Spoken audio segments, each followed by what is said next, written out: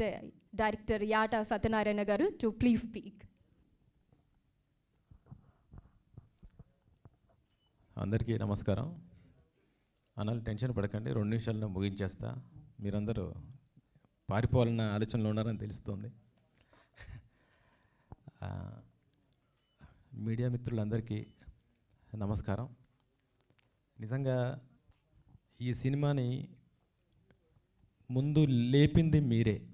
మేము సినిమా చేసి మీ చేతుల్లో పెట్టిన తర్వాత మీరు ప్రివ్యూ చూసి మరునాడు మీరు ఇచ్చిన ఇంటర్వ్యూస్తో సినిమా ఎక్కడికో వెళ్ళిపోయింది. ఓకేనా? ప్రతి రివ్యూ పాజిటివ్ రివ్యూనే, మంచి రేటింగ్స్, అందరూ మంచి రేటింగ్స్ ఇచ్చారు.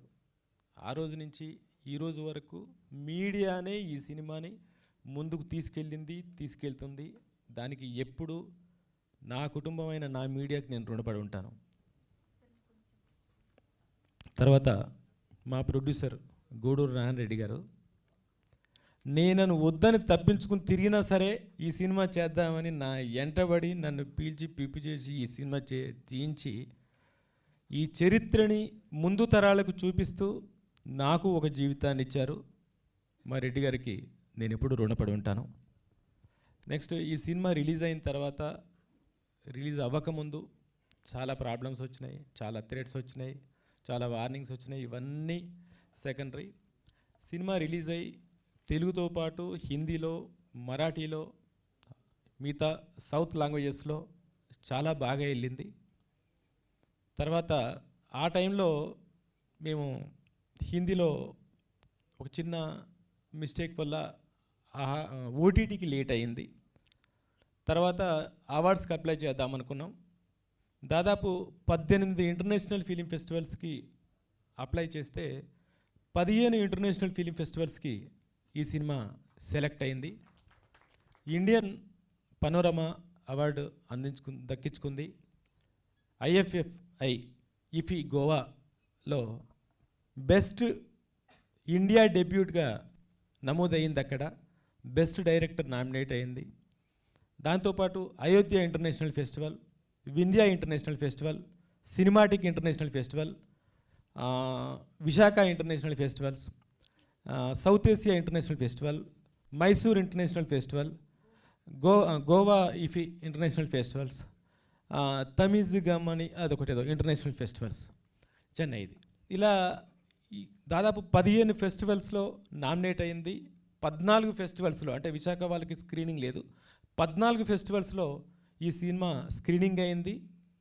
కొన్ని ఇతర దేశాల నుంచి దాదాపు 75 దేశాల నుంచి వచ్చిన ప్రతినిధులు కూడా ఈ సినిమాని చూసి అప్రిషియేట్ చేశారు. గోవాలో జైపూర్ ఇంటర్నేషనల్ ఫెస్టివల్ మొన్న 20వ తారీఖు 3 గంటలకి జరిగింది. అక్కడ 72 దేశాల ప్రతినిధులు వచ్చి చూసి అప్రిషియేట్ చేశారు. ఎటు చూసినా కూడా మంచి అప్రిషియేషన్స్ ఉన్నాయి.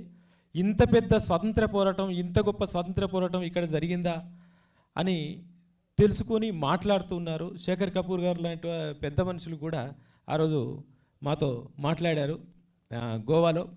అలాంటి గొప్ప గొప్ప వ్యక్తుల ప్రశంసలు పొందింది. అందరికీ అవార్డ్స్. ఇంద్రజ గారికి బెస్ట్ సపోర్టింగ్ అవార్డ్, మా రాజార్జున్ రజ్వి క్యారెక్టర్కి బెస్ట్ సపోర్టింగ్ అవార్డ్, నాకు best screen play, best writer, best debut director, best director, best music director, best sound design, best DOP, best graphics, best production, cinematic international film festival Mumbai వాళ్ళది. ఇన్ని awards ఇప్పటికే చేజిక్కించుకుంది. ఇప్పుడు ఎంతోమంది, అప్పుడు మేము రిలీజ్ చేసిన టైంలో March 15th, ఆ టైంలో కొంచెం ఎలక్షన్ మూమెంటు, తర్వాత ఎండాకాలం, తర్వాత 10th ఎగ్జామ్స్ స్టార్ట్ అవుతున్నాయి, తర్వాత ఎలక్షన్ మూమెంట్ కాబట్టి చాలామంది క్యాంపెయినింగ్ మూడ్లో ఉన్నారు. అందుకని చాలామంది ఓటీటీలో వస్తే చూద్దామనే ఆలోచనలో ఉన్న వాళ్ళు చాలామంది ఉన్నారు. వాళ్ళు కొన్ని వందల ఫోన్స్, వందల మెసేజెస్, ఎప్పుడు ఓటీటీ అంటున్నారు. మా ప్రొడ్యూసర్ గారు ఒక 2-3 సార్లు ఏ ఓటీటీకి ఇద్దామని మేము ఆలోచించుకున్నాం. మాకు నిజానికి 3 ఆఫర్స్ ఉన్నాయి. ఆ 2 పేర్లు చెప్పదలుచుకోలేదు. అలా ఆలోచిస్తున్నప్పుడు మన తెలుగు ప్లాట్ఫామ్గా ఆహా ముందుకు వచ్చినప్పుడు, ఆహా ఇంతకుముందు మా ప్రొడ్యూసర్ గారు చెప్పారు, ఆహా మన తెలుగు ఓటీటీ ఛానల్, మన ముందున్న ఓటీటీ ఛానల్ దీనికి ఇద్దాం, ఈ తెలుగు సినిమా తెలుగు లాంగ్వేజ్ మాత్రం ఆహాకి ఇచ్చి మిగతా 5 లాంగ్వేజెస్ మన దగ్గర ఉన్నాయి కాబట్టి తర్వాత ఆలోచిద్దామన్నారు. ఎందుకంటే ఆహా ఒక్కటే మొత్తం 25 లక్షల నుంచి 30 లక్షల మంది సబ్స్క్రైబర్స్ కేవలం తెలుగు వాళ్ళే ఉండి తెలుగు సినిమానే మన సినిమాని చూసేవాళ్ళు ఉన్నారు. కాబట్టి మేము రేషియోగా చూసుకుంటే అదర్ ఓటీటీ ఛానల్స్లో సో అండ్ సో పర్సన్స్ మంది జనాలు ఉంటే ఒక రేషియోలో వాళ్ళు హిందీ తెలుగు అలా ఆ దేశం ఈ దేశం అలా మిక్స్ అయి ఉన్నారు. బట్ కేవలం మన తెలుగు వాళ్ళే ఉన్నది 25 లక్షల నుంచి 30 లక్షల మంది సబ్స్క్రైబర్స్ ఉన్నది ఆహా. కాబట్టి మన తెలుగు సినిమా తెలుగు చరిత్ర తెలంగాణ చరిత్ర కాబట్టి ఇది ఆహాకి ఇస్తే బాగుండు అనుకొని మేము డిస్కస్ చేసుకొని ఆహా వాళ్ళు మంచి ఆఫరే ఇచ్చారు మా ప్రొడ్యూసర్ గారికి అనుకుంటున్నాను. కాబట్టి ఆహాలో ఇది మీ ముందుకు వస్తుంది. ఇప్పటిదాకా మేము చూద్దాం అనుకున్న వాళ్ళు చూడాలనుకున్న వాళ్ళు నో డౌట్ చరిత్ర తెలుసుకోవాలి. కాబట్టి మన పిల్లల్ని కూడా కూర్చోబెట్టి చూపించాల్సిన సినిమా. ఇదో వైలెన్స్ ఉందనో ఇంకేదోనో ఆలోచించాల్సిన అవసరం లేదు. ఇంటిల్లిపాది సకుటుంబ సమేతంగా చూసి చరిత్ర తెలుసుకోవాల్సిన సినిమా.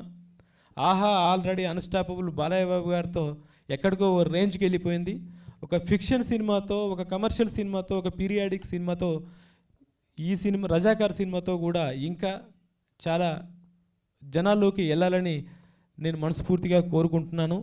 ఈ అవకాశం ఇచ్చిన మీ అందరికీ, ఆహా టీంకి, మా ప్రొడ్యూసర్ గారికి, మా ఆర్టిస్టులకి, నేను మా సినిమా టెక్నీషియన్స్ గురించి ఆర్టిస్టుల గురించి ఇంకేం చెప్పట్లే. ఎందుకంటే అందరం మాట్లాడుకున్నాం, మీరు చూశారు, రేపు ఆహాలో చూస్తారు, మీరే మాట్లాడతారు. అయితే ఒక రిక్వెస్ట్ మీడియాకి మాత్రం చేసేది ఏంటంటే ఈ సినిమాని వీలైనంత వరకు మీరు ఇంకా జనాల్లోకి తీసుకెళ్ళాలి. ఎందుకంటే ఇది కమర్షియల్ సినిమా కాదు, ఒక హీరో సినిమా కాదు, ఒక వ్యక్తి సినిమా కాదు, ఒక వ్యవస్థ సినిమా, ఒక పోరాటం కోసం చెప్పిన సినిమా, ఒక ప్రాంతానికి చెప్పిన సినిమా, ఒక చరిత్ర గురించి చెప్పిన సినిమా, తెరమరుగైన చరిత్ర గురించి తెలియజేస్తున్న సినిమా. నేను గతంలో చెప్తున్నాను, ఇప్పుడు చెప్తున్నాను, ఇది మత చరిత్ర కాదు, గత చరిత్ర మాత్రమే, ఘనమైన చరిత్ర మాత్రమే అని. ఈ ఘనమైన చరిత్ర అందరికీ చూపించాలి, మీడియా ముందుకు తీసుకెళ్ళాలని మనస్ఫూర్తిగా కోరుకుంటూ సెలవు తీసుకుంటున్నాను. Thank you. Thank you sir. So ఎలా అయితే రజాకార్ మూవీ థియేటర్స్లో రిలీజ్ అయ్యి పాజిటివ్ టాక్ని సొంతం చేసుకుందో